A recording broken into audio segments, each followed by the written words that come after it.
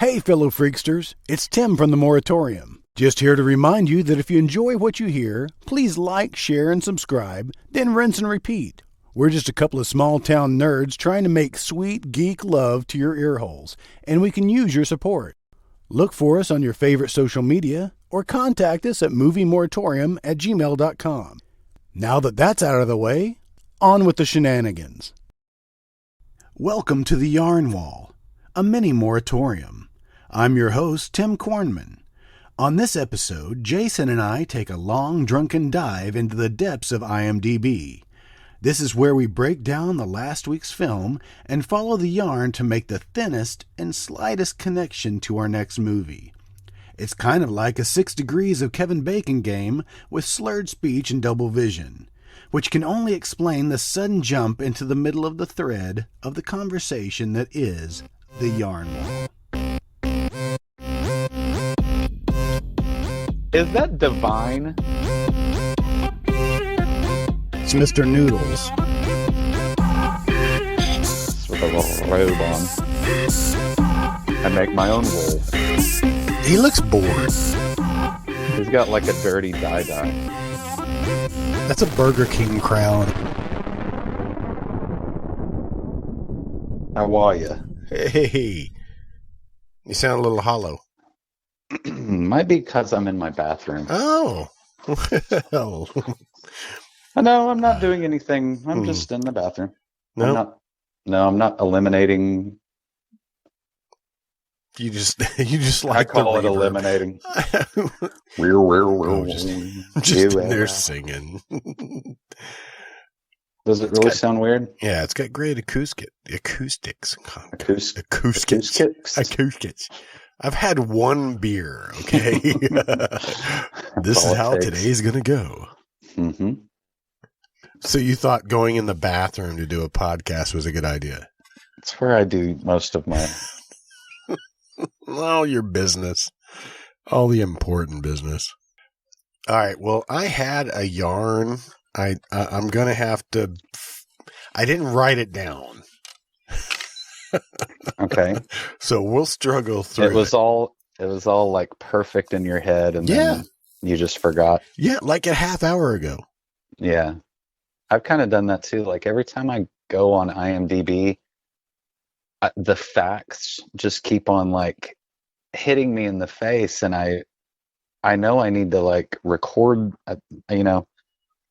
all the different, from A to B to C. And I got to say this right while I'm looking at it. In 1987, Bill Rebane, the guy that did Giant Spider Invasion and Monster a Go-Go, he was a fertilizer salesman before he decided that he wanted to go into film.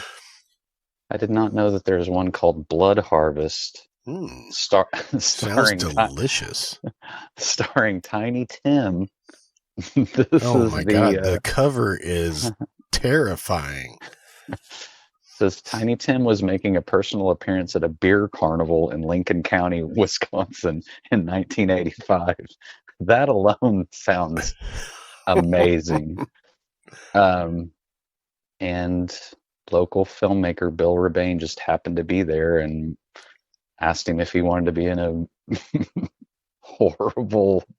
Wow. The cover of it he looks insane. But I didn't realize, I guess that this is...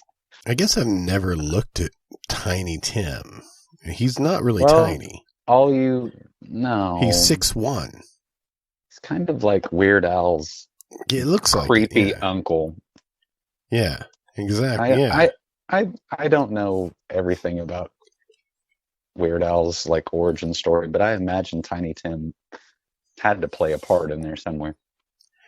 It's like Weird Al Yankovic and Steve Coogan had a bastard child together. Yeah, he does look Cooganish. I don't know what the proper nomenclature is. I think there's a joke in here. Tiny Tim, the ukulele playing singer of the 1920s. Which 20s? He was born in 32. He was... Was the true icon of the 60s. Was born Herbert Quarry, the son of a Lebanese father and a Jewish mother. There's a joke in here somewhere. A lesbian father. Why can I not find... You get so far into IMDb and I everything know, just is mush. Yeah, I have like 16 tabs open right now. Anyway, but I just thought that was... I hate Bill Rebane for all of the things that he's... Have you ever seen Giant Spider Invasion? I'm sure I have the MST version. Oh my God. It's bad. Monster A Go-Go is a... Yeah. Oof. It's bad.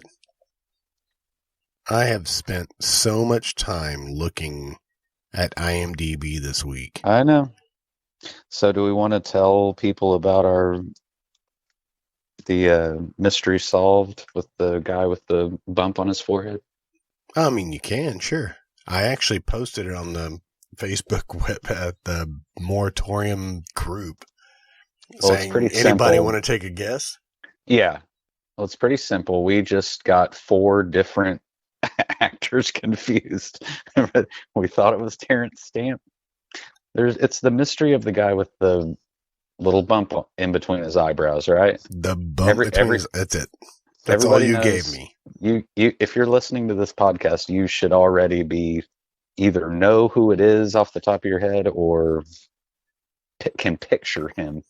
And what's crazy is that as soon as you said that, I pictured him. And it was unmistakably, I saw his face. Yes. But did you get a little bit of Terrence Stamp in there too? Got a little Terrence Stamp. I went all over the place. I like to have a little bit of Terrence Stamp. Okay, but his name is Steven Burkhoff, and he's the bad guy from Beverly Hills Cop. Yeah. We were just trying to think of the guy with the bump in his head. Mm-hmm. And it's, man, you can look crazy. you can look at all the pictures on IMDb and just see that bump over the years, you know. It's just always there. It's omnipresent. I mean, I guess it's a part of his body, so. Oh wow, I think he was probably in like Star Trek, and I think they might have tried to. Oh, are you? It was the episode where they tried to remove the bump. That Sci-Fi Channel Dune series that your wife and I like. Mm-hmm. He is in that he's Stilgar. He's sure. You know, he's the guy from People Under the Stairs and Twin Peaks. What's said is Emmett something. I went through probably 10 of his films, but I kept coming across his picture, and his picture on IMDb has him at a weird angle. You don't see the bump on his forehead. Oh, maybe he was ashamed of it. Yeah, exactly. He's like, hey, get me from my good side. Exactly. You're like, Steven, you don't have a good side, sir. No, buddy. Take the picture. Maybe let our makeup people see what they can do. The director just hands him a scalpel and closes the trailer, and he's like, you know what to do. Just take that fucking thing out of your head. But then, like, later on, it seems that he embraces that thing and kind of makes it work for him. He's in Octopussy. He's in A Clockwork Orange. No. He played... Oh, yeah, he's one of the cops or something. Constable Tom. Yeah. I see him with the sideburns. Wow. He's a Ferengi? No, he's just getting ready to drink champagne with a Ferengi. I don't know what a Ferengi is. No. I just like saying it. Okay. We're done with this because I could say a lot more or I could say a lot less about that guy. But he's a good actor. A good couple of hours thinking of this guy. No, I like him in Beverly Hills Cop. He's wearing like kind of a kimono, like smoking jacket kind of thing. You know, we used to get, this is before the internet and IMDb.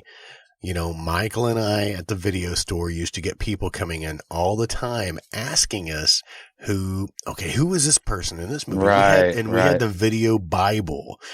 I mean, it was this huge monstrosity of this book. Like a telephone book. Yeah, that every week they would send us new sections for updates, which would cover producers, directors, and actors. And we went down a rabbit hole of, we were trying to figure out, somebody said, okay, it was a real Weasley guy who had wire rim glasses. Eddie Deason? No, it was actually Michael J. Pollard. Oh, yeah. But love him. It took us He passed forever. away not too long ago. Yes, he did. It was a hard road when you didn't have the internet. Yeah. Yeah. But, hey, the video store wasn't super busy. What else did we have to do? Exactly. Just read the back. Yeah, but then you have to guess, like, have you ever gotten it wrong? Like, you thought that one person was, like, one actor's name, and you just, I mean, it really is, like, only now can I really, I mean, they'll even, have extras, and, dude, this guy. And we talked about this too, how cool it would be to be a character actor. Though that's the nuts and bolts of the movie world. My wife and I, we were talking about this just the other day. I mean, there's only so many Tom Cruises.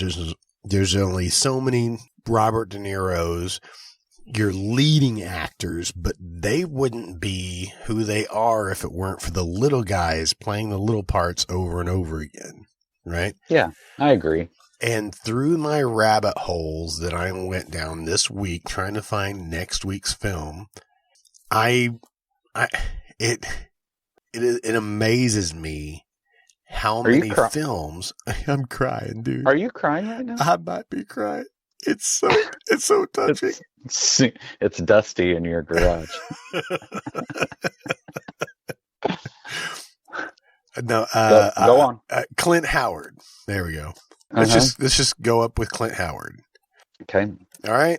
Famous for his freaking, oh my God, following his brother around, right? But who was the bigger star? Well, I mean, because Clint Howard has 250 credits to his name. Wow. And all of it's TV, right? Or I mean, like a bunch of it is TV. It's all over the place. Yeah, he probably did everything. Dude, it amazes me that rants showed up and stuff. I mean, like weird, like movies that you're just like, hey, that's Ron Howard's dad. And just show up in weird things, They had to have I just can't imagine like Ron Howard, and I just can't imagine their lives. Like they were just always in a movie. I mean, they're always doing something. It's crazy. And still, Clint Howard has more hair than Ron Howard. Yeah, somehow. Yeah. So Clint Howard has like Silent Night, Deadly Night 5. Ooh. The Toy Maker.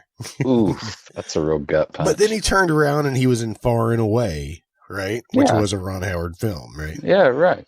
Oh, Ron always casts him in his movies. Yeah. Or usually he does. Yeah, and like the same year, he was in Ticks. Oh my God. I still have not seen that. I need to see that. That should be on our list. It really should. Oh my God. I'm looking at a picture of Rance and Ronnie and Clint. And Clint all together. Clint is adorable. What year was that? I mean, he's like, this is in black and white, and he's like on the set of Andy Griffith. Mm-hmm. But Clint was the kid in Twilight Zone that, wait, was he the kid that wished the people into the cornfield, or am I getting that mixed up? No, it was the kid from Lost in Space. What's his name? Shit. Finkelstein kid. What was it? What is his name? Billy Mooney. Mooney? Mummy? Moomy? How do you pronounce it? I don't know.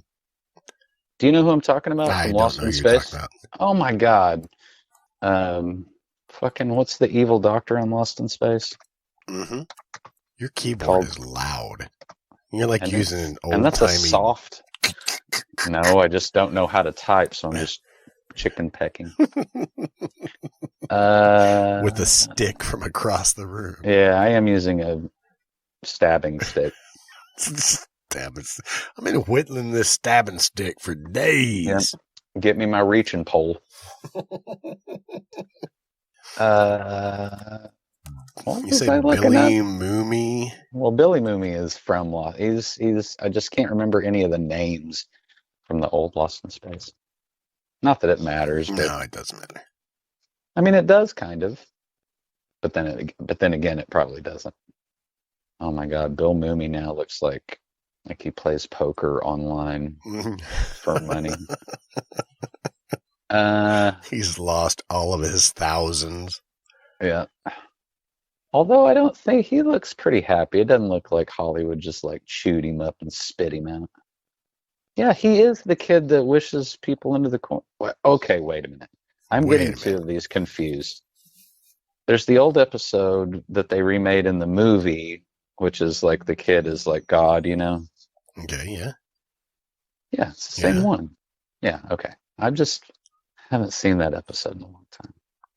Yeah, I see. Now, I guess it's been such a long time. I forgot Clint Howard was been a long, lonely time. Yeah. I forgot he was in Gung Ho. Yeah, I need to revisit that. Yeah, I didn't realize John Turturro was in Gung Ho as well. Interesting. But I think that I read here that they made Gung Ho into a series.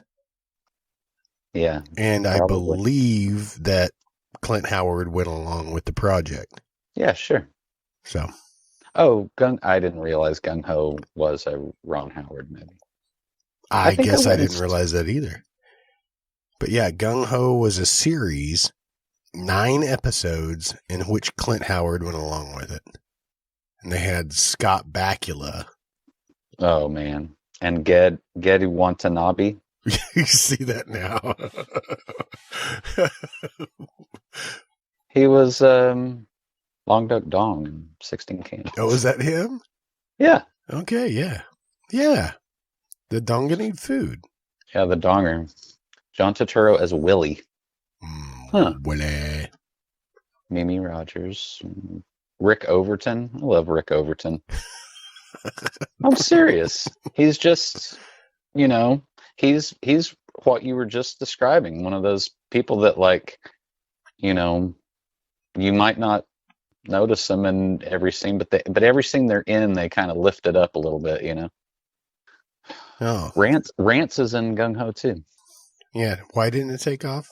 Rance's face. Rance looks like a freaking hound dog, but I love him.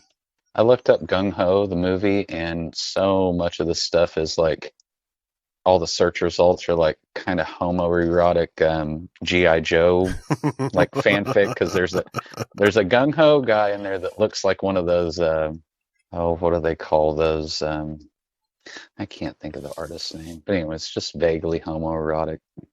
But wonder if they had planned it to become a series, because it looks like the series came out almost the same year as the movie. Yeah, but were there like any completed episodes? Yeah, there were like 9 episodes. Really? I've never heard of that before. Yeah. Interesting. Well, interesting, but in the long run, pointless. Exactly. Wait a minute. That's the entire premise of all of this. Oh, of our show? Yeah. I just gave it away. Spoiler alert. All this is pointless. You've wasted hours on this. This is pointless unless you want to know the name of Gozer the Gozerian in Ghostbusters. I just looked up the actress that played her. Slavica Jovan. I think she's Czechoslovakian. Okay, then. She was Gozer. And she doesn't look a lot different than... Yeah, she's just got kind of like a... Anyway. So in my searches, I went through a ton of different shit. Right? Okay. Some interesting information here. Okay, Tony Cox. Tony Cox. Do you know who Tony Cox is? He's an M word. He's a little person. Oh, yeah. He's a wee He was man. in Bad Santa. Yeah. He's been around for a long time. Oh, yeah. Me, Myself, and Irene. Yeah. But he was also in Oz the Great and Powerful. You know, he's been around. But get this, okay? This is interesting information. Okay. He was in Star Wars Episode 4 Return. He was an Ewok. Okay. Okay. He was in Ewok Adventure at playing an Ewok. He was in the Ewoks Battle for Endor. Mm-hmm. Interesting enough, he played a Jawa. Oh, cool. In Spaceballs. He played Dink. Oh. Dink. And I'm like, oh my God, that's hilarious. Yeah. Where are you going with this?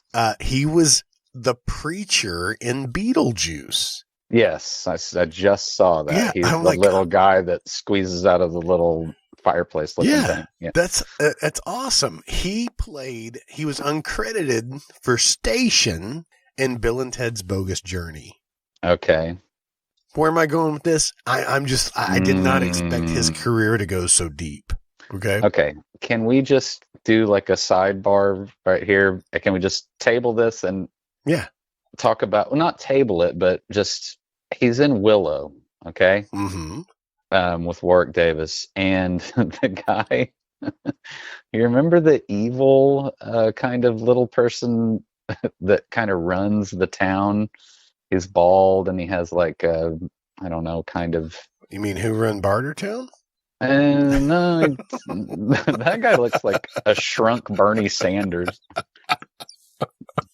Bernie Sanders was left in the dryer Like too long. Yeah, they washed him on hot and put him at full high heat.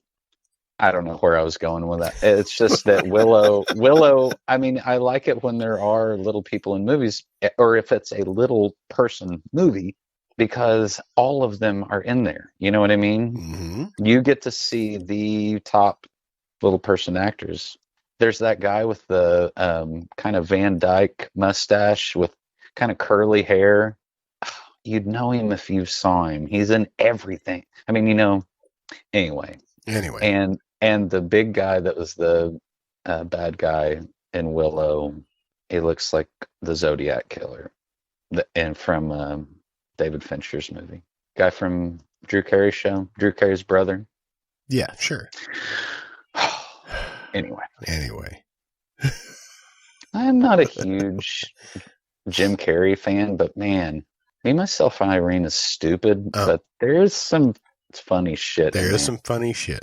I think I laughed at when he found the giant dildo and she had to break it to him that he wanted her to use it on him. Oh, yeah. That just made me giggle. I don't know why. The movie was rated R, wasn't it? It should have been rated a little bit more. A little bit more. Well, I think there was a deleted scene where he bought a watermelon, cut a hole in it, and put it in the oven. Yeah. What was he going to do with it? Exactly. What's he going to do with that? Forget that John Ritter was in Bad Santa. I didn't realize that either. Was it right before he passed? Back to the story at hand. Okay. You asked me if I knew who Tony Cox was, and that was seemed like 30 minutes ago. It was about 30 minutes ago. But gather this, okay? Last week's movie was The Sword and the Sorcerer. Mm-hmm. With the guy that played Matt Houston. I just read some cool IMDB trivia on Sword and the Sorcerer. Lay it on me. All right. That Richard Mole was Bull. only in... Here, I'll just read it directly off of it here, okay? Okay. I won't get it wrong. Now you're just making noises. Richard Mole only played the sorcerer in the opening scene because he had a bad reaction to the contact lenses and was sent to the hospital. Okay. Zusha's other scenes at the end of the movie were done by a stand-in, later dubbed by Richard Mole. Well, okay. I could believe that because when you see him at the scene, the betrayal scene, where he stabs him, and he does look noticeably different than he did. I mean, of course, he's not drippings with goo. Right, drippings with goo. Yeah, as Peter McNichol might say. You remember Peter McNichol? Anyway. Insert edit here. No. I'll just keep on calling it out until you're like, I can't even get through this episode. I have to edit so guilty. To edit all the Peter McNichol references out. All right, I'll come out and say it. I was wrong. I was wrong, and I edited out my wrongness, and I don't have a shred of fucking guilt about it. Okay? That's how the Mueller report got started. So, the Mueller investigation. I'll come out and say it. Peter McNichol was not Pee-wee in Porky's. That was Dan Monahan. That's what I thought you were going to say that Peter McNichol didn't do 9/11. But he almost definitely didn't. There, I said it. Now I'm going to edit it back out. Really? I guess we'll never know. You can bring it up every episode. That's it. Now, I wonder, though, if this was when Zusha, is that what we're calling him, Zusha, in the betrayal scene, he was thrown off a cliff. Oh, wow. I don't know. Who's Zusha? Is that Richard Lynch? No, that's Richard Mole. Okay, gotcha. Stuntman Jack Tyree was killed when he jumped off a cliff and missed the airbags. What? Oh my God. So I wonder if that was the scene that they launched Richard Mole off of the cliff. Ooh, do you think they kept the scene in? Oh. Can they even do that? I don't know. Who's to say can't? I wonder how many movies the stuntman actually died and they kept the scene. Do you think it was because of the OptiGrab? What? The OptiGrab. That's from the Jerk. Steve Martin made the OptiGrab, right? And it caused the director to yell "cut" at the wrong time. Dude, we've got a. Well, I guess that we can't do the man with two brains, but can talk about it. Oh, we can always talk about it. I think we have, but you cooked her nines. So you're saying that guy actually? Can you confirm if that's dude? I'm looking at IMDb. I have 10 tabs open, and 5 of them are WKRP in Cincinnati. Awesome. I've got a lot to say about WKRP, but I need to write this down so I don't lose my place. Damn train of thought. I take more notes for the bullshit episode than I do for the real episode. You haven't even watched the last 2 movies before we actually recorded. No, I haven't. No, you've been very lax. Next week, though, I'm going to change your mind. Okay. You mean I'm going to be excited about it? I think you're going to be excited. You're going to pee your pants. You might pee your wife's pants. Okay. From here. From across the room. Just wet them down. Like it's a campfire that I got to put out. What do you think? What would you say is your favorite TV show theme song? Not from like 80, from like 1990 back. There's so many songs, okay? But I think somebody said something at work today, and I had the Entertainment Tonight theme stuck in my head. Exactly. Until you said that, and it came all back again, and I started singing it. Yeah. I love the WKRP in Cincinnati. It's a good theme, yeah. It might be my favorite one. But maybe come and knock on our door. Yeah, Three's Company is good. We'll be waiting for you. And Laverne and Shirley's good, solid. It made me want to know what a schlemiel was. Mm-hmm. Did you ever figure it out? No, I lived it. I didn't either. They were fired right after they put that glove on that bottle. Just when the foreman came down and was just like, "Get out of here." It was Vic Tayback from Hallis. He said, "Get out of here, you dingy broads." Dude, I went down a Louise Lasser hole.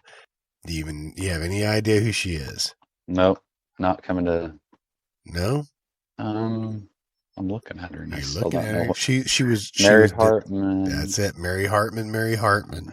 Yeah. Okay. What? She was in Frankenhooker. Holy shit. She was in Requiem for a Dream. She was in an episode of Empty Nest. But she was in Mystery Men. And I don't remember that. She was Violet. I don't remember her. She had to be one that was just, auditioning for the Mystery Men. Was Mary Kay Place in Mary Hartman? I love her. She's from Tulsa, Yeah, you've brought that up before. Have I? Yeah. Realize? When we went down the the Dabcast, we talked about modern problems, and Mary Kay Place is modern problems. Oh, okay. And yeah. Is it all coming back to you, or are you just going to Not really. brush it off? I'm just going to forget that we ever talked about any of that. Until you bring it up again. Yes, Mary Kay Place was in Mary Hartman. Fine. That's Rub crazy. it in my face. And so was Dabney Coleman. Okay.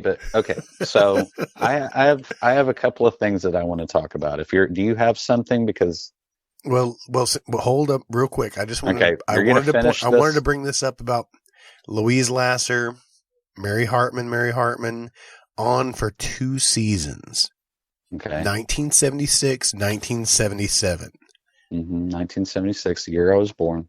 325 episodes. Wait, what? Exactly. Well, somebody's got their math wires all crossed. wrong. Yeah.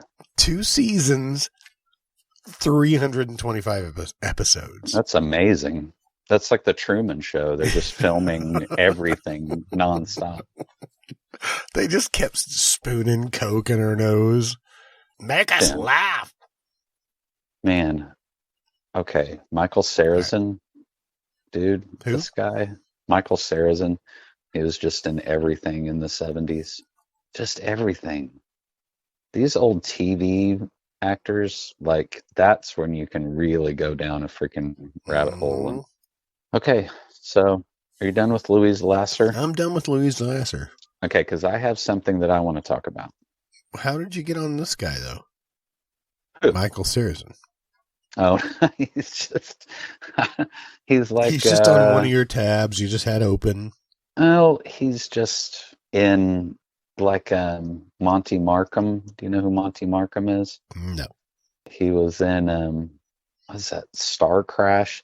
Just that horrible, like, kind of Roger Corman-esque ripoff of Star Wars. Yeah, you've brought that up several times. Yeah. Well, Carolyn Monroe's in it. Okay, so... We might revisit that. Okay.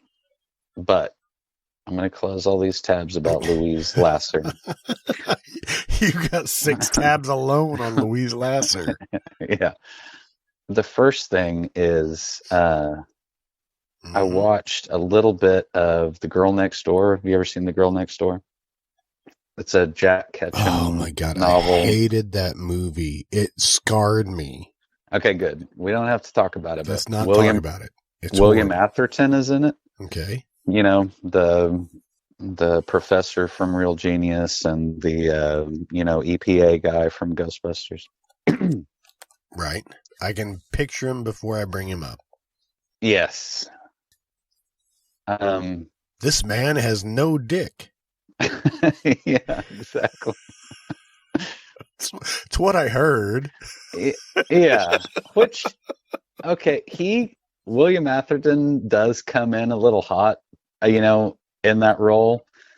But if you watch the movie again, thinking that, like, William Atherton works at the fucking EPA. You know, of course he wants to know what is going on. You know, they've made this weird occult, like, what's the word? Septic tank, really, is what it is. It's like a ghost septic tank type thing. But it's gigantic, and it's like a nuclear reactor, and it fucking, like, shuts the, you know. Anyway, I'm just saying, he maybe... I always think of him as the dick in that role, you know, but he really is. I mean, come on. He needs to know what they're doing down there. And they could have worked together to, you know, at the end of Ghostbusters, he's covered in marshmallow, you know, when the Stay Puft Marshmallow Man explodes, you know. Right. But then he's also in Real Genius. I don't know what year that was. Real Genius? Yes. I had it here. But he's the professor that's just 85. exploiting. Okay, and then when was Ghostbusters? 85? 84. 84. Yep, the year of our Lord. Oh, man, that really was. It was a good year. In Real Genius, at the end, he kind of, like, you assume he gets smothered in popcorn in his house from the laser, you know? They turn his house into like a... Jiffy Pop. Those little, Jiffy Pop, yeah. House. Anyway, it's just in both movies he gets covered in a food substance and, you know, Gus dies. He's dead in there. No, he comes Can you back die? In Ghostbusters 2. Oh, yeah, that's right. I forgot about that. Could you die if you were buried in popcorn? I don't know. You can eat your way out of that. There's plenty of air in there. That guy, he says, so I guess it what is the line? So I guess it goes from God to Jerry to you to the cleaners.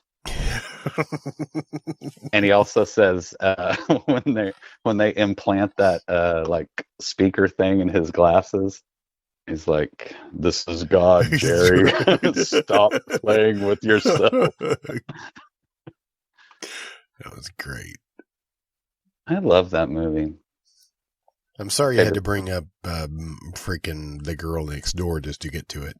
I know. Well, I know you've read plenty of Jack Ketchum. Is the book as bad as? I have not read that one, and seeing the movie, I wouldn't want to read that book. Oh man! But what's crazy is that movie is really, it's a one-time watch, but it is good. I mean, it's well directed. You know, it's just dealing with some stuff that I don't know. Although I watched The House by the Cemetery tonight. Mm-hmm. Remember watching that? Like, oh my God, I bought that DVD from like Sam Goody or something one day. That just seems like forever ago, but it was. Sam Goody has not been around. No, it's Lucio Fulci, you know, the guy that did Zombie and City of the Living Dead. And I just want to say that real quick. The entire reason I was looking up WKRP is because Frank Bonner, who plays what is his name? Herb Tarkle. Herb. That's the only reason that I was talking about WKRP. Go ahead, I'll remember that. I've made a note of it. Oh, I've got a tab here open. And he was in Matt Houston. I just assume that all of these actors are, yeah, it's all like Love Boat and, well, okay, I just want to say that Night Court is probably the most, my other like comforting sing it. TV thing. Wait a minute, is that Night Court? Doom, doom, doom, doom. It's kind of like a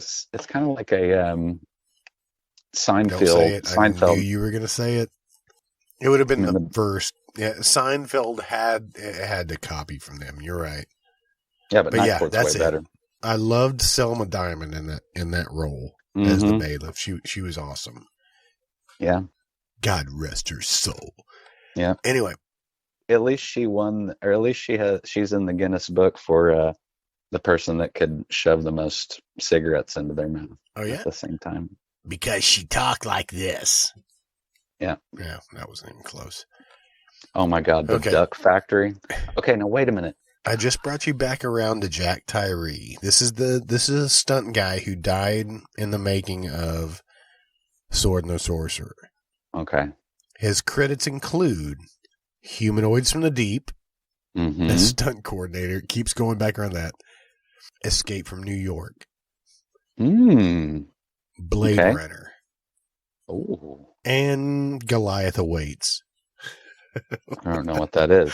Goliath Awaits was it was kind of like a Poseidon Adventure type movie. Oh, cool. Like a disaster movie. During World War II, a passenger liner Goliath was sunk by a German submarine. Portion of the ship's hull remained airtight, and some of the passengers and crew survived. For 10 minutes. No, it Rated R. I thought it had Mark Harmon in it. Let me Oh, scroll I down love there. a Mark Harmon. I love a Mark Harmon in a movie. It was a TV movie, so it was Eddie Albert, John Carradine, Robert Forster. Love Mark Robert Forster, Harmon. too. So yeah, Alan Fudge. I don't know who that is. I just wanted to say Alan Fudge. And John Ratzenberger. There you go. Oh my God, to round out the cast. God. But I've seen this. It was actually, I think, a sequel to it, I saw John Ratzenberger like Yesterday on the Street. at Quick Trip. No, I saw him in something. Oh fuck! I'll never be able to find it in a million years. So I find it only amusing that, okay, we saw that House had George Mhm. Wendt. House 2 Mhm. had John Ratzenberger. Okay, yeah. Was he like the undead cowboy or something? No, he was just there. Really? He was like the exterminator. Oh, okay, man. You know what? That ashamed of how many times I've seen that movie, but I had like, I would say, don't you have those movies that are like, I don't even know if I like them or not, but they were on cable so much that Club Paradise is one of those. Mhm. Like, might have seen it too many times for the wrong reasons. Well, I can't count how many times I've seen the Boogans. I love the Boogans. I know I'm you a do, Huge and- fan. See, I looked up the Boogans because I love the way you say Boogans, the Boogans. but that is how you should say it. I caught part of Prom Night. Mm-hmm. The cute chick from Prom Night is the bitchy chick in. I'm sorry, the bitchy chick in Prom Night is the cute chick from the Boogans. I did not. I didn't think anybody in the Boogans had ever been in anything else. Exactly, you wouldn't think, but I didn't realize in Prom Night, freaking Leslie Nielsen was the principal. Right. And in Prom Night 2, was it? It's not Michael Ironside, is it? Could it be guy from Mitchell? But let me stay on this chick. So Anne Marie Martin. Okay, she was in the Boogans. She was in Prom Night. She was also Darcy in Halloween 2. It was not. I think Darcy. She's uncredited.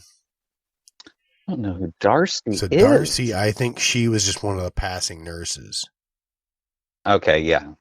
Like the one that gets in the hot tub or something. No, I don't think that was the one that got in the hot tub because it's uncredited. She would have been definitely credited for that. Hmm. You don't take a Smithy credit when you get a freaking awesome. That death was pretty fucking cool. That was an awesome death.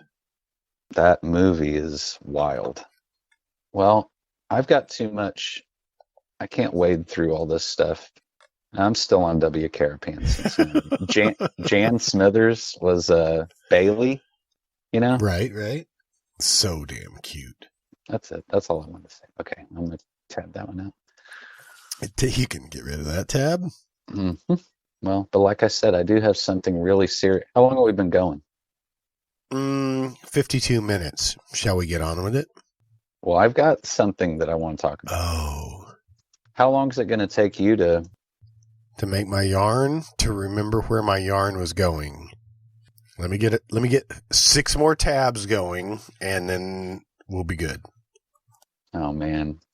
All I wanted to say is there's a movie called Equinox. Have I brought this up before? I think we talked about this. Well, it's... Did you see this just recently? I've always had it in the back of my mind. It is a movie, you'd know it the second you saw it because it has a big blue Ray Harryhausen looking monster on the front of it. Yeah, we talked about this. Yes, and it always intrigued me. I mean, I think when we first got a VCR, my mom took me to like the old Blockbuster, you know? Mm-hmm. And I'm pretty sure I rented this at some point. 4 friends are attacked by a demon while on a picnic due to possession of a tome of mystic information told in flashbacks by the sole survivor. Does that sound familiar to you? No. It doesn't. No. Teenagers in the woods at a cabin find an old book that brings back demons. Well, I didn't say anything about a book. I thought you said the book. No. 4 friends are attacked by a demon while on a picnic. I guess a tome of mystic information. I'm sorry. A tome is a book. They were just trying to fancy it up. What they really meant was it's the Necronomicon. Is the Necronomicon. Yeah. Okay, yeah. Sure. Now, does that sound like another movie that you might have seen in the last 30 years? No? Doesn't ring a bell? The last few months? Every fortnight? Wait a minute. I did go see the original one at the Circle. Oh, with me a few months ago. Remember that? Vaguely, do you? Yeah, kind of. I like that theater. But anyway, do you see where I'm going with this? No, go ahead. Spell it out. Spell it out for me and the audience. I'm sure they've already got it by now, but Equinox sounds a hell of a lot like Evil Dead. And I don't know if we are all consciously or subconsciously denying that fact because it's Evil Dead is so good and one of our favorite movies ever, or is stealing, it's just the nature of movies and music and everything is that you got to steal from, but then this sounds so similar. But Equinox was 1970. Yeah. Ancient. So yeah. The only directorial credit for Jack Woods. Yeah, Jack Woods. But he had his hand in the sound department for Scavenger Hunt. We talked about that recently. Come on, no? Scavenger Hunt? Yes. Scavenger Hunt had Scatman Carruthers. Oh, yeah. Had right. Richard Mulligan. Had Cloris Leachman. Ruth Gordon. Oh. I love it. Had Richard Benjamin. Dick Benjamin was in it. Yeah. Cleavon Little. Tony Randall. It was so much fun. It was Midnight Madness before Midnight Madness. Xanadu. He was the loop dialogue editor. I don't know what the hell that is. And you don't even know what Xanadu is, do you? Yeah, I've seen Xanadu. Okay, that's good. Because it had Swan in it, right? Yeah, right. He was the sound editor for Phantasm 2. I just looked at that and I was like, sound editor? Yeah. I love Phantasm 2. I do love Phantasm 2 also. So much do I want the box set of Phantasm that has the silver ball in it. Yeah. That would be awesome. What if it's signed by James LaGrosse? You mean LaGros? Okay, I refuse to pronounce it like that. LaGrosse. LaGrosse. All right. So anyway, I also went down some long threads, long dark. I don't even know if I can go back through how many things I came across. We can imagine a montage of you just sweaty and just like rifling through pages and scrolling through my phone, chain smoking, even though you don't smoke. Yeah. While sitting on the toilet. And just like, I've got to make the thread. And then I've got to pick out the movie for next week. I can only hope that this is Matt Houston related. It is Matt Houston related. Let me get that tab back open. Sword and the Sorcerer, starring Lee Horsley. Oh my God. Simon McCorkindale. Oh my God. That name still cracks me up. I was going to bring up Kathleen Beller. Okay. The chick. Kathleen Beller was the love interest, the sister, the princess. Would it be the princess? Oh, yeah. To the heir, Simon McCorkindale's sister. Right. Why do you get a laugh every time I say his name? I don't know. It's just the... Oh, can you imagine going through life? She was in The Godfather Part 2. Yeah, I saw that. A very, very small role. She's like girl at the party or something. Barnaby Jones. We see her. We see that so often. Fort Apache, the Bronx. Yeah, sure. Why not? Remember watching that? Oh, yeah. I mean, that's been a long time ago, but that was, that was Paul Newman, right? Paul Newman, Ad Asner, Ken Wall, Danny Aiello. Dude. Pam Grier. Ken Wall. We used to watch, Chris and I used to watch Wise Guy, like way back in the day. That's really the only claim to fame that he has. Yeah, Ken Wall. You just like saying his name? I do. I was about to say, his other claim to fame is how fun it is to say his name, Ken Wall. He's like, my dad was a wall, all right? Why are you busting my balls about it? Ken Wall was in Running Scared, which I don't remember. He was Chaz McClane. I have no idea what character that was. Chaz. Can only hope he got hit by a car. Man, I have not seen that movie in a long... I used to love that movie. What, Running Scared? Yes. You used to love that movie? You still love that movie? Well, I mean, that's what I'm saying, is that I haven't seen it in probably a decade. Oh, that's way too long. That montage of them when they are going to retire... down the wrong road. I'm not going to lie, I love the soundtrack, too. Yeah.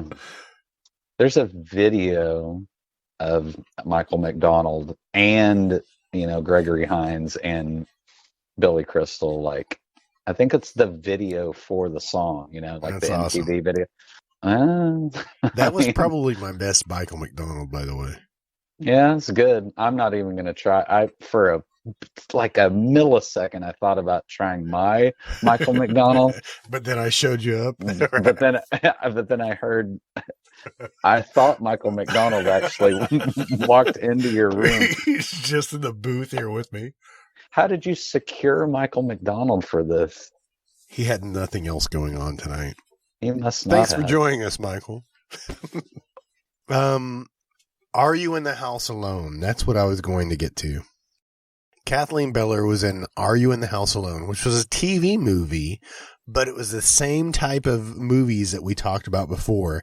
A teenage girl is harassed by a stalker who torments her with threatening notes and phone calls. 1978 is the same type of thing. The calls are coming from within the house. Right. I would love to go back to this, but it also had Blythe Danner in it. Dennis Quaid was in it. Yeah. Love a Dennis Quaid. Ellen Travolta. I can only assume that's somebody. There's only one family that are named Travolta. Exact. I think so. She must be related to him somehow. Has to be. Can you imagine? Are there more like Travoltas? I don't know. I'm looking it up right now. Yes, sister of John Travolta. Hey, quit asking us because we're not related. We're not related at all. Hey, you and Joey, you think you can act, but that's all I got. Joey. Yeah, Joey Travolta. I forgot about him. I know you did too. John Travolta is a maniac. We bring him up in so many episodes. Do we really? Oh, Because we do. it's like Men in Black, where somebody is like wiping my memories. I have no idea. It's like Memento. I need to start taking Polaroids of everything and like putting tattooing tattoos. that are backwards that I can read in the mirror. Yeah, this next episode we're getting ready to release, which I'll cut this out. You go on a thing. You're like, hey, Mr. Carter, remember me? Oh man, remember me and my weird religious beliefs?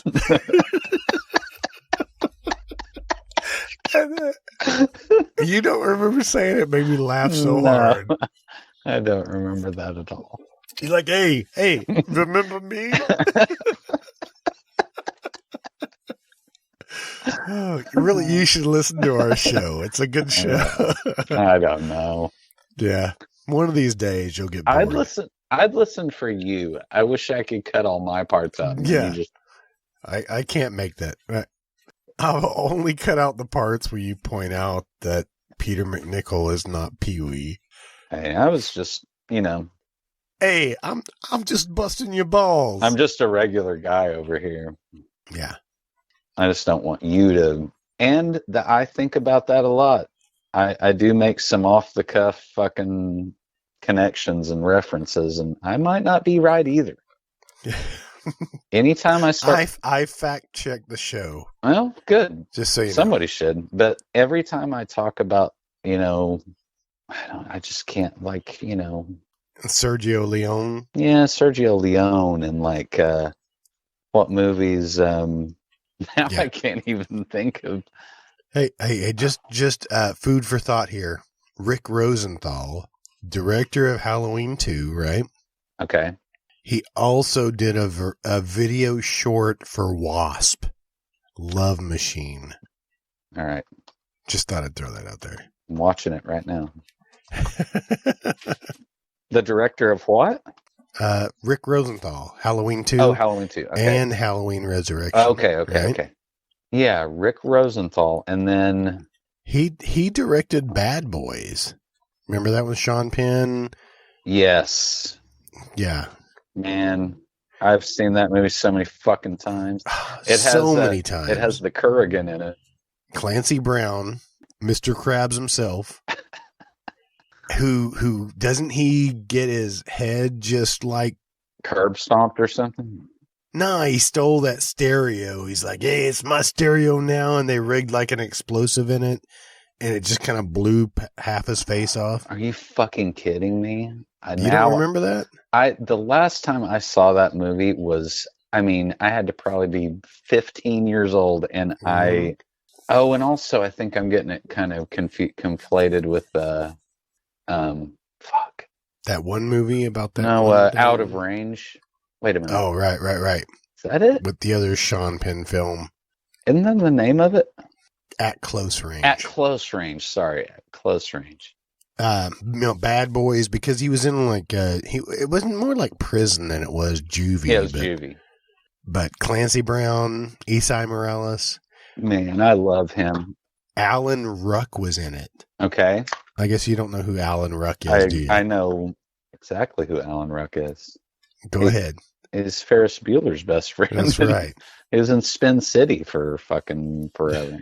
Remember? When Cameron was in Egypt town. Let my Cameron go. I think it was Egypt land. I'll cut out my part. Is that racist somehow? Maybe. But Ali Sheedy was in... Watch your mouth. Oh, watch your mouth. Just talking about Ali. So part of the Brat Pack. Really a good part of the Brat Pack. She made it. She drew little pictures in Breakfast Club and then shook her hair out and the dandruff made it look like it was snowing. Didn't you bring up Made to Order? Yeah, maybe. But that also is one of the first, what do you call that trope? The secretly hot girl, or you take her glasses off and she's just gorgeous. I don't know what. She's all that trope? Yeah, kind of. But that was, Molly Ringwald, did her makeup. And so So Ali Sheedy, Made to Order. Mm-hmm. I looked up Tom Skerritt the other day. He's in that. Mm-hmm. Tom Skerritt is like, what, 93? Yeah. No, let me take it back here. No, he's 87. Why are you trying to make him older than he is? 87, 93. He's just old. Yeah, it's all the same to you. Yeah. You know, what's 7 or 8 years? He actually reprised his role of Captain Dallas from Alien for the video game Alien Isolation. Yeah, I saw somebody else, I think Lance Henriksen's voice is in that too. I've got that game here. Todd gave it to me. Yeah, it's just slightly boring. It's good. Man, the Alien game that they had for the PlayStation, the original PlayStation, that game was awesome. Shit, Veronica Cartwright does a dude. Yaphet Kotto does too. Oh, did you watch? Is he still alive? He's got to be still alive. 1939. Jesus. He's So that he's 81. What a great freaking actor. Yeah. He was in Warning Sign. He hasn't done a lot. I just watched that not too long ago. Really? Yeah. It was I don't know what to say about it. I think I said this, but that Dolph Lundgren movie, I Come in Peace, maybe? Okay. There might be an alternate title for it, but I don't know. I was just Dolph Lundgren is in a lot of movies that you might not have ever heard of or ever want to hear of.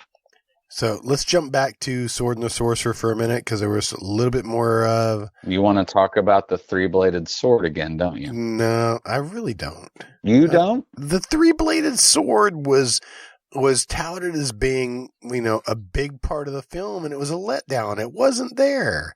It was hardly in the movie. Yeah, but the moments when it did, I mean... Yeah, so it was cool. It blew back his freaking hoodie when it took off. Yeah, like an air hog. Yeah. Pumping up the air hog? I remember pumping up that air hog. I just wanted to point out there was... I just want to read it straight off of IMDB here. Okay, there were two versions of the film, one for TV and one for, theatrical release. Okay. But what it talks about for the TV version is that when Lee Horsley was crucified, he actually had wire around his wrists and not the spikes through his hand. It said nothing about the sex scenes or the nudity. It's like, yeah, we took out that violence. I have to admit, did we talk about the scene where he crashes through the window? How long did we talk about it?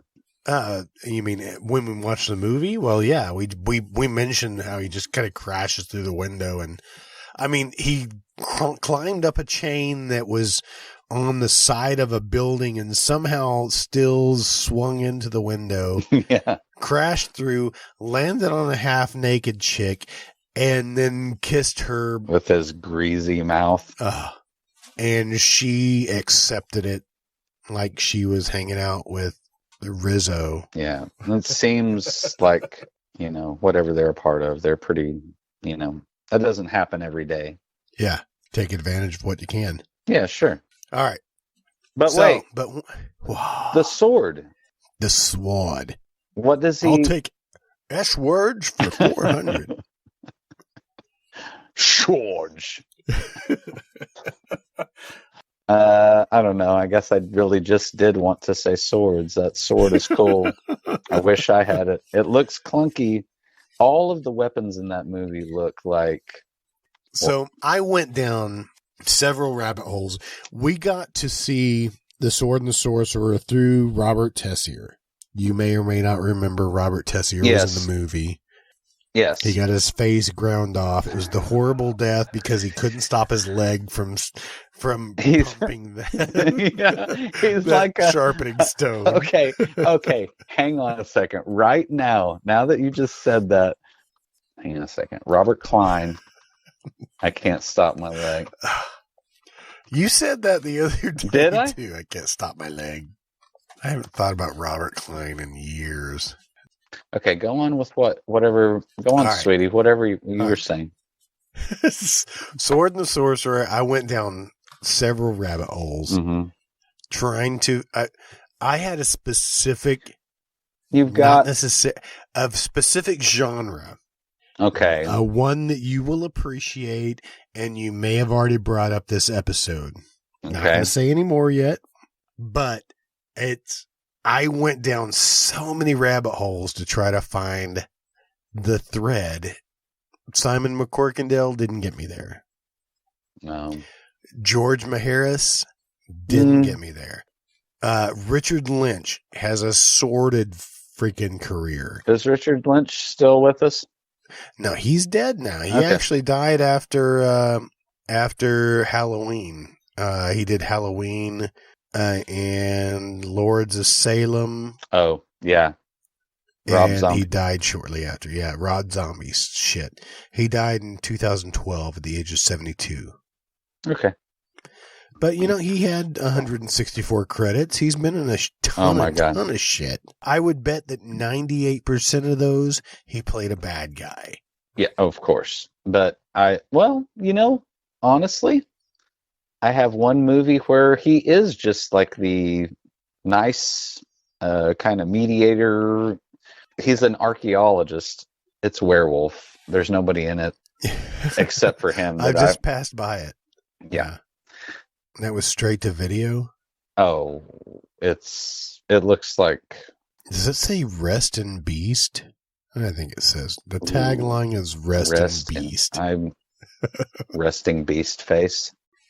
Joe Estevez was in that. Yes, you say he is. nobody? I'm sorry. I glossed right over that. I'm sorry. Joe Estevez is in that too. I only recognize, who's to say though, Joe versus, Joe and Martin Sheen. Mm-hmm. Joe Estevez and Martin Sheen look a lot alike. Almost identical, wouldn't you say? They look. I wonder why. Do you think they're clones? they're not. I don't think they're not related. They're clones. They're not twins. You know what I mean? Yeah, they're not. You got a good point there. They're not twins. Okay, what were we talking about? Beverly Hills Cop 2? Anthony DeLongis or Tony the Long Dick. Oh, that's just... What? That's... You're the one that brought it up. I did not. You did it in the last episode. You just don't remember. Oh, brother. They call him Tony the Long Dick. 125 credits. He's got a freaking long list of shit, including Matt Houston, Trapper John, MD. Oh, man. The Warrior and the Sorceress. Nope. Don't know that one. The Warrior and the... He knows The Warrior and the Sorceress. That's the freaking David Carradine. Lucas King. Oh, okay. David Carradine. With the National Lampoon's cover on the front. Exactly. Okay, yeah. okay. Yeah, we talked about this. Yeah, sure. It's just kind of fun that he was in that film too, right? Yes, it is fun. Lots of TV shit. He did Moonlighting, MacGyver. Some fly by night. Another great theme song. Fly by day. Taking me right back. Oh my God, where do you think that stacks up with your other? Where would you put that in number 7? You think? I think, because we haven't gotten to the rest of them yet. Okay, well, I'll make a note of that. Moonlighting. Right. Number 7. Moonlighting. I already have Night Court and I already have WKRP right above that. All right. So, and now I'm just going to go do a box around all of it. All right. I'm just going to draw a happy face here. Yep. All right. So just because it was kind of hard to make the thread that I wanted to, I go with Lee Horsley. All right. Sure. Can't believe he was in that movie. Can't believe he was in Hateful Eight. Yes. I want to watch that again. Just like, yeah, I don't think I could actually pull him out. Oh my God, it's such a good movie. Him out before. But And just because you love it, we're going to go with Matt Houston. Okay. Okay? Maybe. Let me click on it again. Ooh. Matt Houston. How many freaking episodes was Matt Houston on? I don't know. My computer just froze up. It was on from 82 to 85. 67 episodes. 67 episodes. Holy shit, dude. He's like a Burt Reynolds kind of. So what was Matt Houston about? He's a private, he's like a Magnum PI or something. Yeah. Is it just a ripoff of Magnum PI? Yeah, but yeah, I guess that's true. What year did this? It was in 82. Okay, so what is oh man, oh my God, dude. If this was our podcast, just looking up TV stuff. Oh. And I only bring this up because, like I said, I can go the straight and narrow route and go with the mainstream shit. I'm not a mainstream type of guy. I'm going to go with the weird shit. Yeah. All right. So I want to pick the little guys. Yeah. There was a ton of people in it that cameoed in Matt Houston's shit. Okay. I'm sorry. I am just looking at him and like, it's so strange. I need to know the story why he was hired for Sword and the Sorcerer. It's just so bizarre. And that was early in his career, wasn't it? Well, Matt Houston was 82. What year was? You're right, it's about the same time. Yeah. Anyway. Dude, Jonathan Banks. I just looked him up. Yeah. I was looking Jonathan Banks up because I was trying to connect him to your freaking guy with the mole on his head. Right? I didn't realize he was in Matt Houston. Alan Fudge. Oh my God, dude. Anthony DeLongis was in it. Okay. I am looking at Matt Houston, like stills from the show. Mm-hmm. And there's a guy named Judson Scott. Okay. He is the main character he was in V. Okay. Just so we're all on the same page.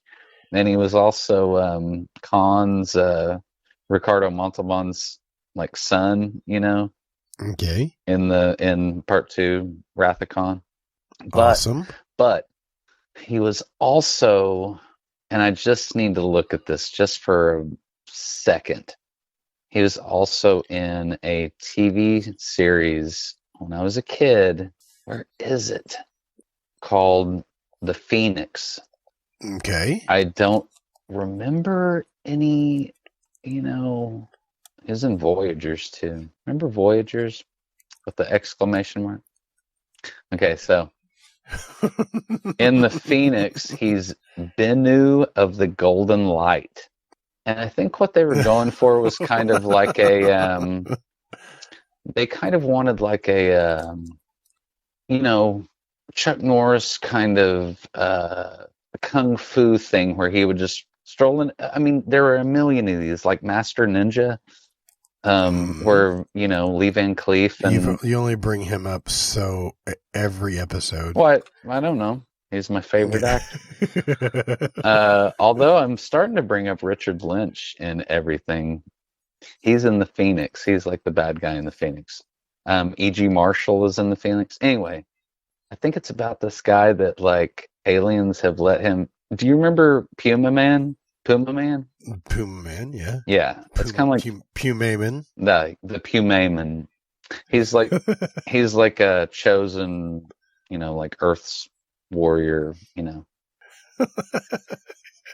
The Phoenix. The Phoenix. Do you remember Automan? We talked about Automan before, yeah. Am I just bringing up the greatest hits? You're the greatest hits of the moratorium. Can I close this Matt Houston tab out? I'm going to tab out of these. Out of that. His mustache is aggressive. And dude, I've got to put a shout out to all of the actors on IMDb who do not give a shit about their picture. Mm-hmm.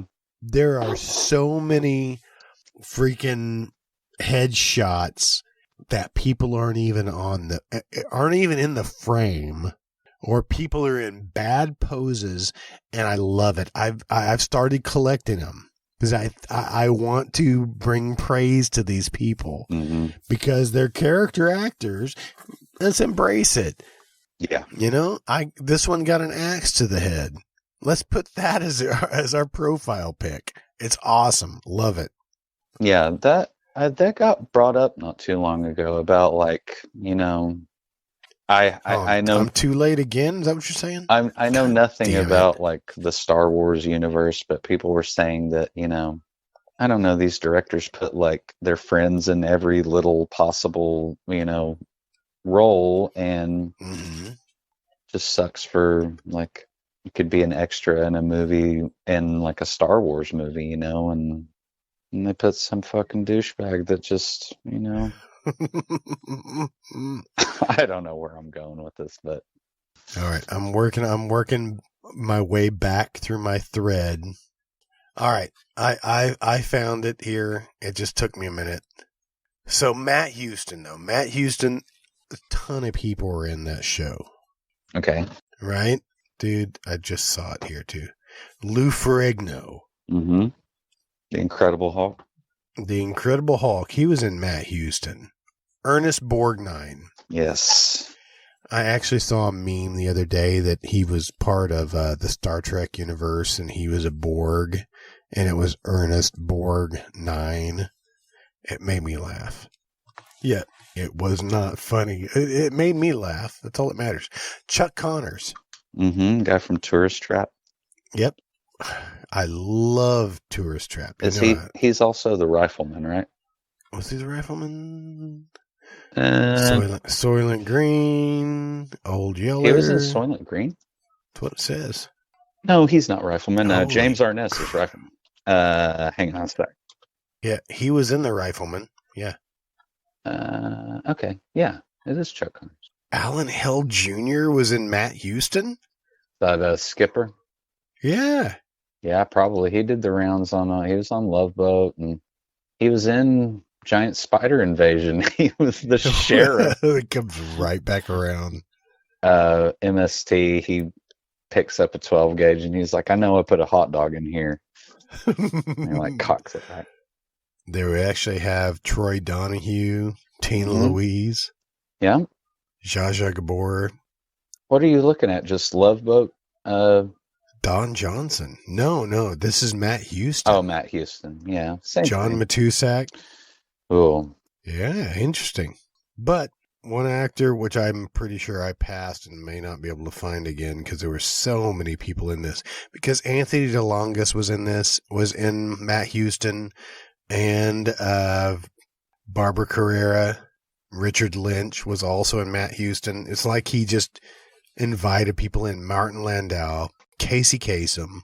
So many freaking people, man. But you brought up this last episode, you might not even remember it, was Marjo Gortner. Mm-hmm. You're laughing at yourself like, why did I bring him up? Yeah, I think that when I was saying, it's weird that I told you earlier that if I, don't get my facts straight, Marjo Gortner is in Star Crash. Correct. That's why I thought it was interesting you brought this up because he was in my thread. He has a big ginger afro. His name is Marjo. Exactly. Marjo Gortner, Christopher Plummer, David Hasselhoff, Robert Tessier. Carolyn Monroe. I don't know who that is. She's the girl from the Sinbad movies. Or she was in at least one of them. Okay. You've seen those, right? The Sinbad movies? Yes. The ones where Ray Harryhausen, like the side, Oh, you're not talking about Sinbad the comedian. That's where I went. That's where I went. Oh no. Oh, what We had one on VHS. White people be all like zombies at the mall.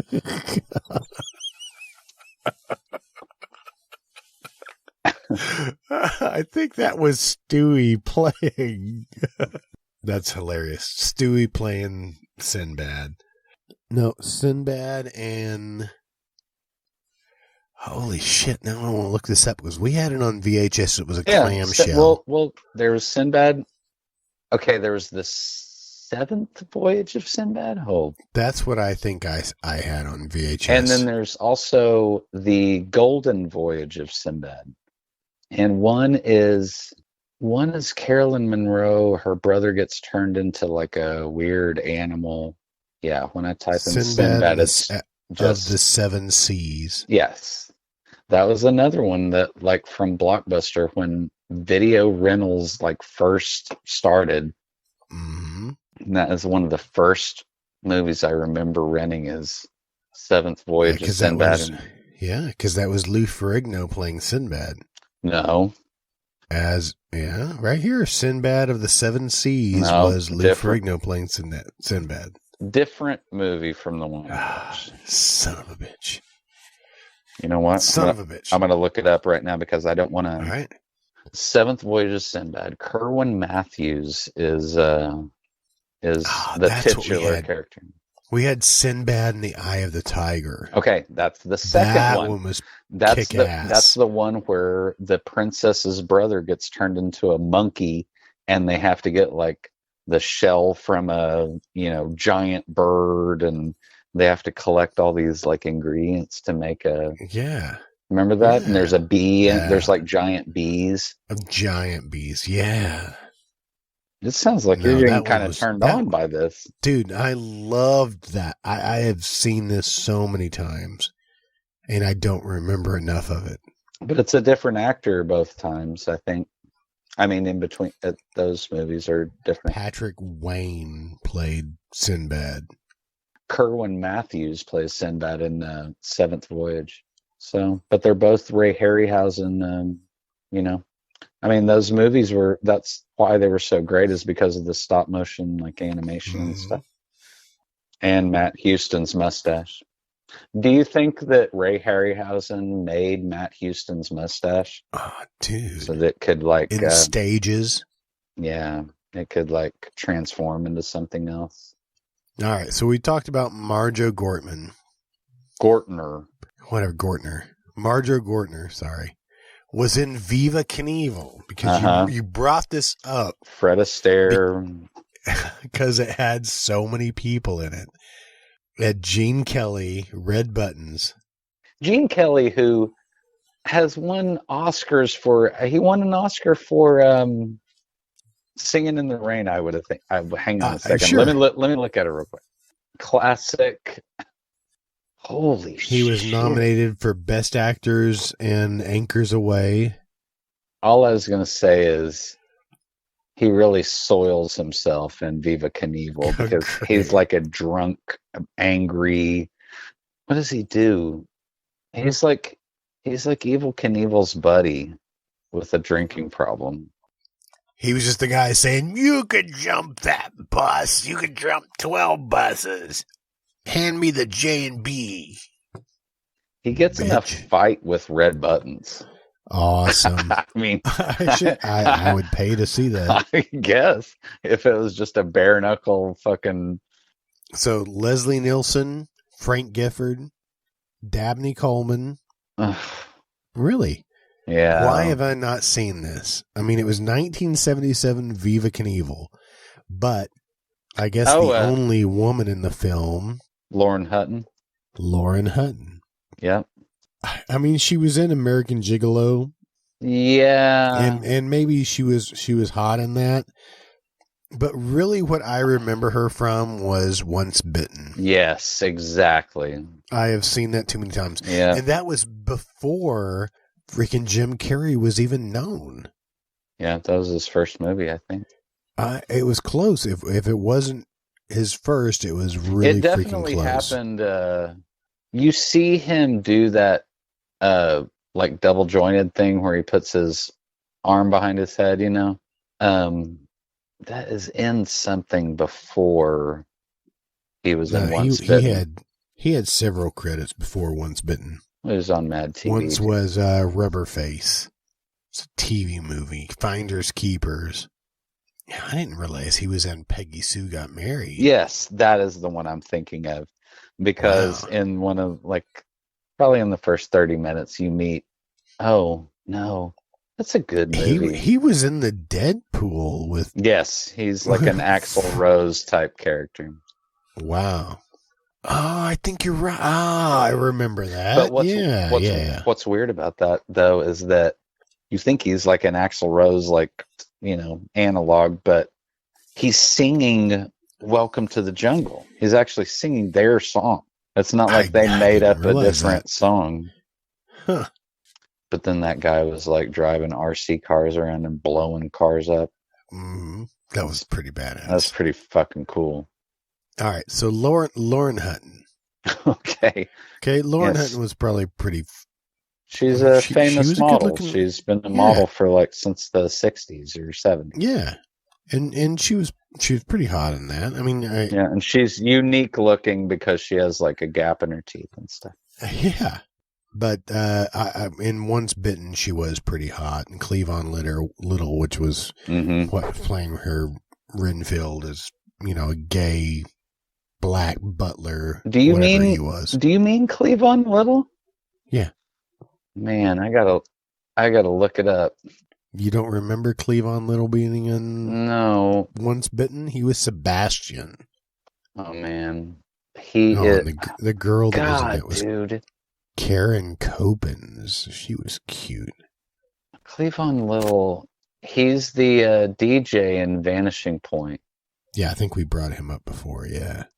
But Lauren Hutton's in my thread, okay, and this is how I got there. Lauren Hutton was in the movie Lassiter. I just clicked on Once Bitten.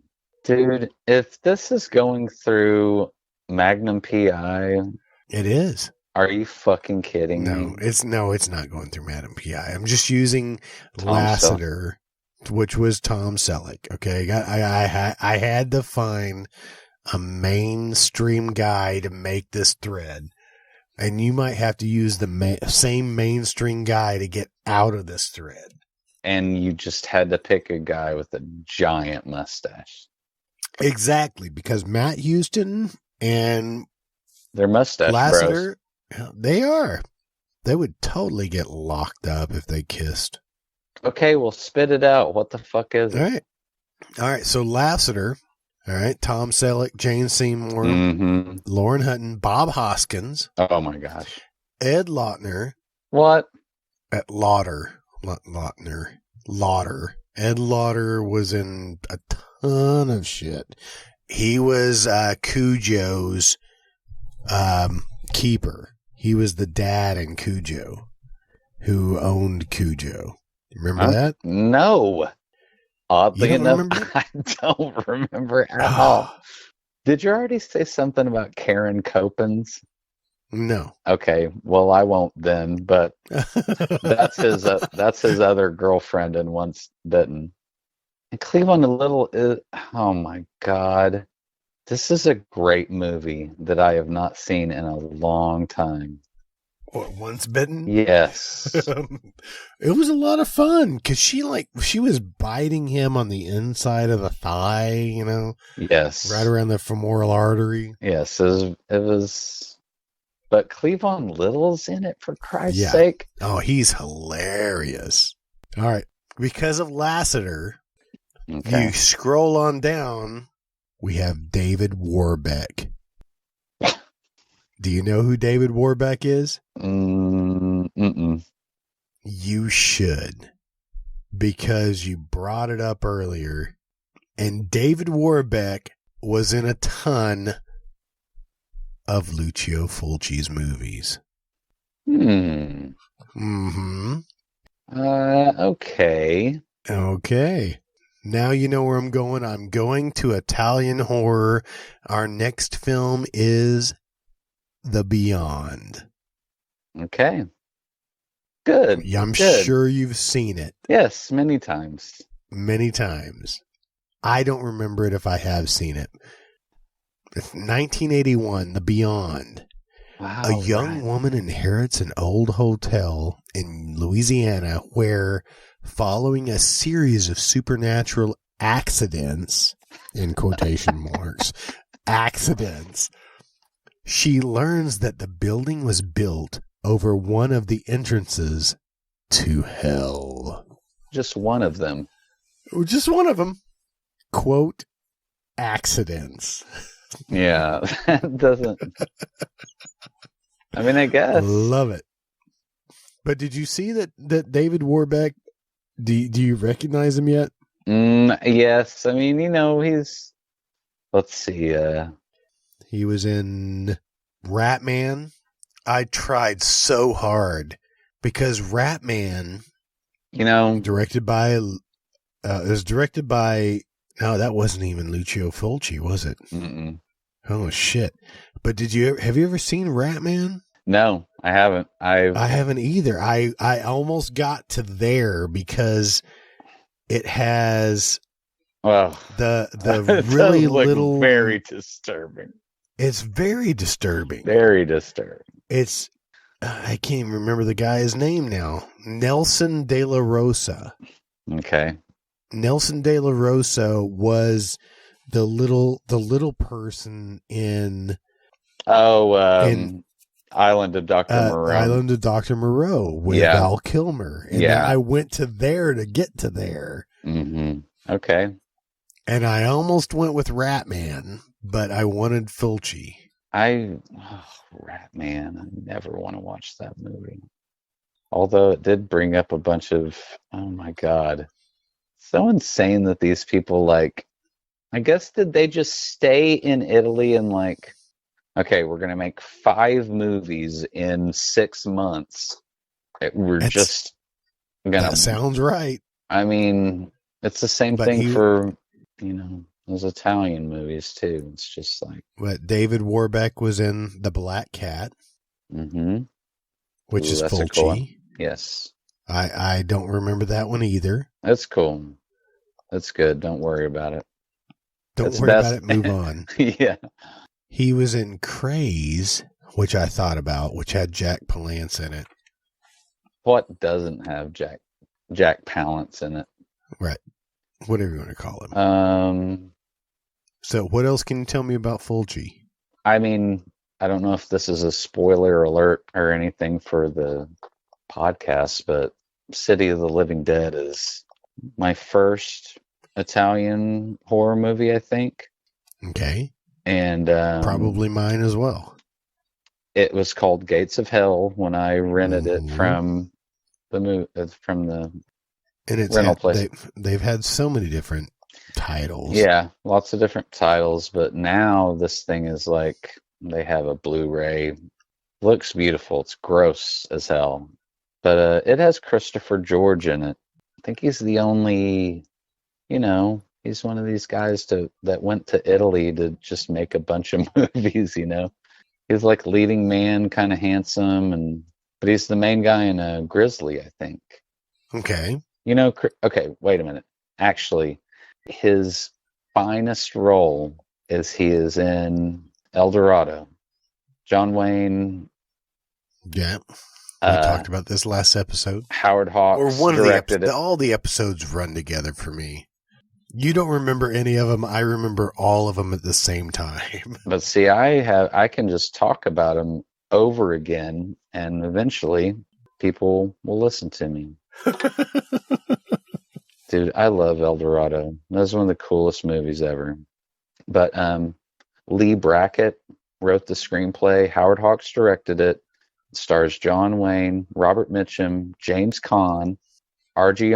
Armstrong, Christopher George. Okay, so Christopher George plays the brother of a guy that John Wayne is looking to take out, who is not Ed Asner. Yeah, Ed Asner. Anyway, Christopher George was in Grizzly and Day of the Animals. Mortuary. Christopher George was in Inch of the Ninja. Inch of the Ninja? Did you just Enter the Ninja. No, you just sound like you made a porno movie. Am I slurring my words? He's in a movie with Bill Paxton. Is Mortuary Bill Paxton's first movie, maybe? Probably not. Yeah, That was close. 82, 83. Nah, he's been around before then. Damn, dude. Christopher George was in a bunch of those movies. Anyway, he was in City of the Living Dead, a.k.a. Gates of Hell, if you guys are keeping track. I didn't realize Bill Paxton was in Stripes. Yes, he was a soldier. Is he not the this guy? I want to party with this guy. No, maybe he is. They were talking about having sex with a horse or something, or a cow. Or a cow. I might have. No, Mortuary was well into his career a little bit here. Looks like. Okay. Butcher Baker, Nightmare Maker, Streets of Fire. You brought that up several times. Yeah, it's got Rick Moranis in it. Supposedly he's the bad guy coming back for a new. I would love to see him in a comeback. I love Rick Moranis. I heard that he was like notoriously like hard to work with or something. He's like a real really real hard ass. Yeah, like a real diva. But I mean, once you're like the keymaster, it's like that's right. Just goes to your head. Oh, was he the keymaster? Yes. Yeah. Michael Pare. Yeah. Why is he still making movies? Oh, he was hot back in the day. He Eddie and the Cruisers. Mm-hmm. He's got 169 credits. Oh my God, I loved Eddie and the Cruisers. He was like a leading man that went to a character actor. He's not the best actor. No. I'm just gonna. But he was in the Philadelphia Experiment. Mm-hmm. I watched that movie over and over again. Oh my God! Just thinking that guy's stuck in that concrete. Exactly. That's why you're watching the entire. That's like an hour out of your life just to watch that one guy stuck in concrete.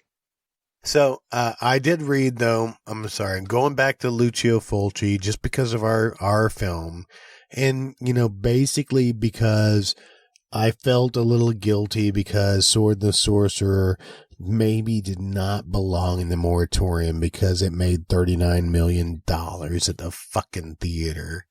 Yeah. Lucio Fulci's Beyond. Mm-hmm. The Beyond only made $132,000 at the theater. Interesting. That's worldwide. I can't believe that. Yeah, I know. But I wanted to get to Italian horror. We've been wanting to do it for a while. I don't remember watching The Beyond. We'll see what happens. There's some good scenes in it. You think there's another Fulci movie that we should go with? Well, I mean, City of the Living Dead has... Is it the pinnacle? Yes.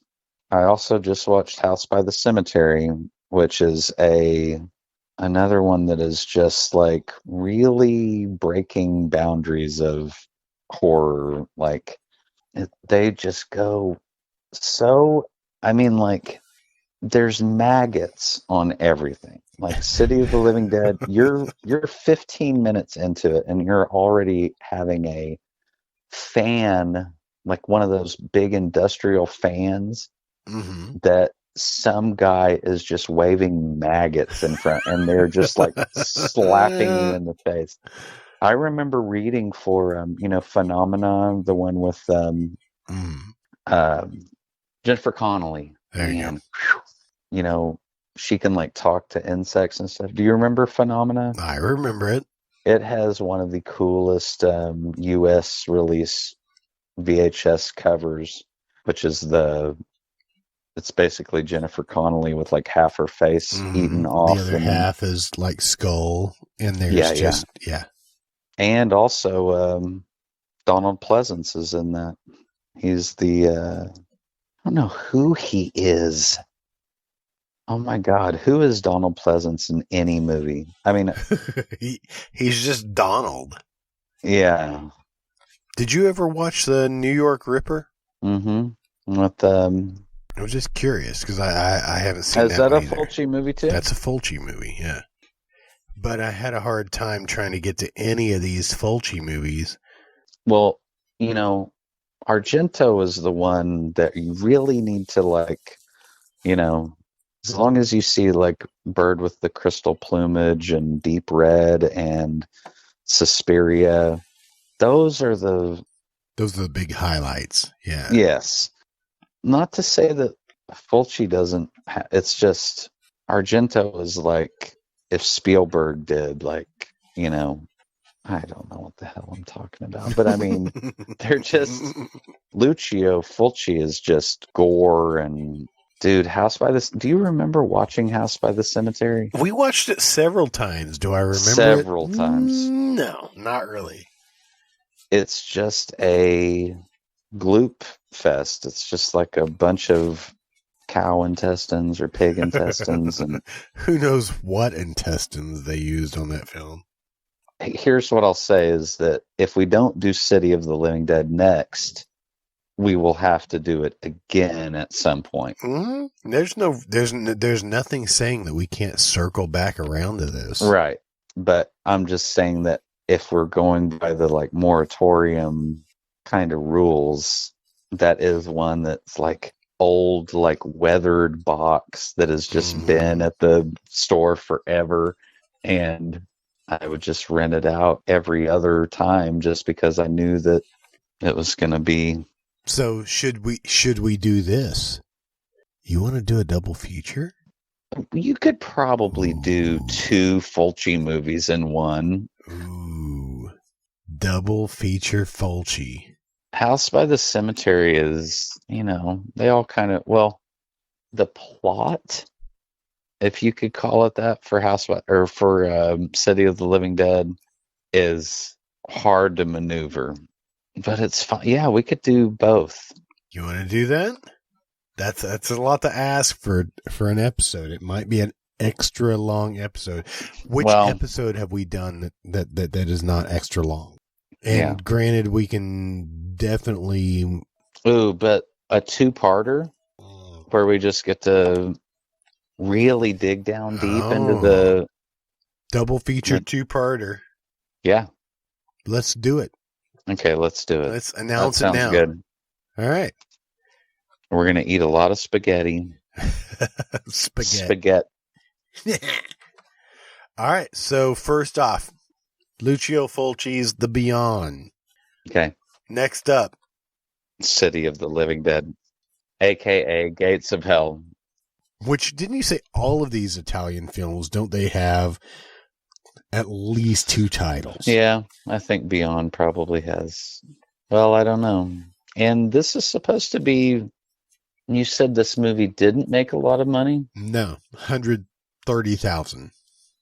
I guess I just don't know enough. I thought that this was. I mean, it has a Criterion collection, you know.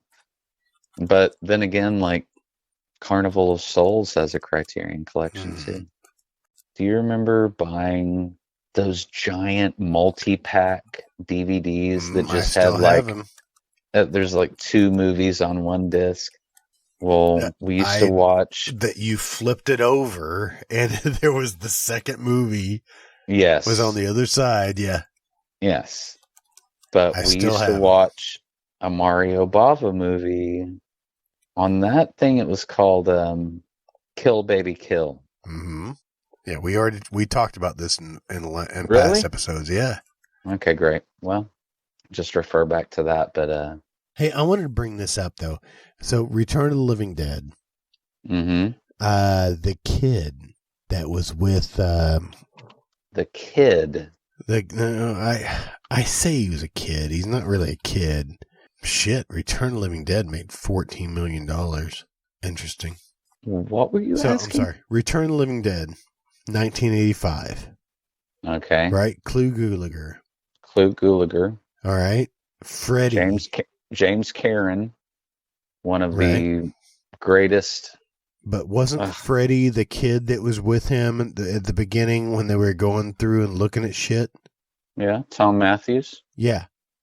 Yeah, he Who was from Halloween. No, Friday the 13th. He played Tommy Jarvis. Yeah, he's Tommy Jarvis. Sorry, I thought he was. Yeah, exactly. Yeah, he actually plays Tommy Jarvis in the game, the video game that's online. Mm-hmm. You just hear him say, "Hey, maggot head." Anyway, I just thought it was kind of funny. But I always thought of him as being real weenie-like, and then, he's playing Tommy Jarvis, trying to kill Jason. Like, come on, dude. Yeah. But I did love him as Freddy in Return of the Living Dead. He was great. He was a lot of fun. He's like, you made me tear my hand completely off. I love him and James Cairn just like squirming around. And he was on Falcon Crest. He was in Blood Match. Paramedic number 2. Blood what? Blood Match. He was Brick Bardo in Blood Match. His name was Brick? Brick Bardo. I forget that there is a Return of the Living Dead Part 2. Mm-hmm. There's a Return of the Living Dead Part 3. Yes, that's the one that I know. So okay, yeah. Because, she's stuck like shards of glass in her body and shit. Yes. That's one of my favorite movies, too. It doesn't even fit the moratorium because it's readily available everywhere. We didn't have to fight to find this one. At least I don't remember. No. I wonder if I saw that at the theater. I don't Return of the Living Dead? Mm-hmm. Dan O'Bannon was the director. Don Calfa, the assassin from Weekend at Bernie's. No. The guy that comes to kill Bernie, but he's already dead. Don Calfa. Dan O'Bannon is the man. Yeah, he's done everything good. He wrote many of the Alien. He wrote Alien. Mm-hmm. And then he got dementia. Dead and Buried, Blue Thunder, Life Force, Total Recall. That was an iconic freaking box art. For Dead and Buried? Yeah. The face coming through the... Yeah, that is cool. Was it like the desert? Cool. The face coming through the desert floor? Yeah. Was that... Did little M. Night Shyamalan, watch that when he was just a wee baby and be like... Because isn't that the Switcheroo movie where... I don't remember it. A suspense horror film set in this small coastal town where, after a series of gory murders committed by mobs of townspeople against the visiting tourists, the corpses begin to come back to life. Okay. Was it just... I don't know. Townspeople got upset because there were people coming to look at the trees turning colors? Yeah, maybe. Robert Englund's in that. And Lisa Blount. I keep saying Blount. Is Blount right? Blount? That's the noise that my car made this afternoon. Dude, you need to get a midlife crisis vehicle. Is that it? You need to get like a Humvee or something. Yeah. Just park it in the front yard. Jeep truck. Yeah, dude. Those are pretty badass. Yeah, what the fuck are they called? Patriots or something? Are you saying I'm having a midlife crisis? What the fuck you saying, man? Hey, every time I try to think of a name of a new car, it's just cars from Grand Theft Auto. I'm just like, yeah, it's a Patriot. No, that's a Humvee. Well, yeah, it's the same thing. All right, you ready to end this? Yeah. So we're agreed that Italian movies have to be addressed in a certain way. It's right, and double feature is the way to go. Yeah, and when we come back, we'll have a contingency plan for that. Because I don't think we should do 2 movies at once. No, not in one episode. We don't need a 4-hour episode. No. And they're all badass by their own different We should Right. just address them one at a time.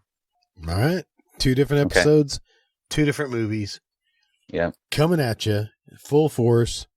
Get your spaghetti on the... That's all you got. Get your spaghetti on that. I fell asleep for a second. All right, then. Okay. Signing off.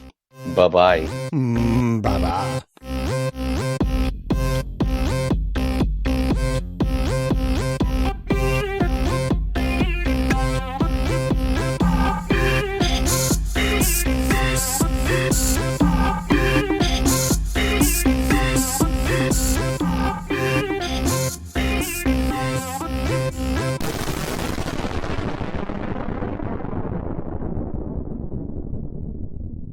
You've been listening to The Yarn Wall, an MT Cornfield production.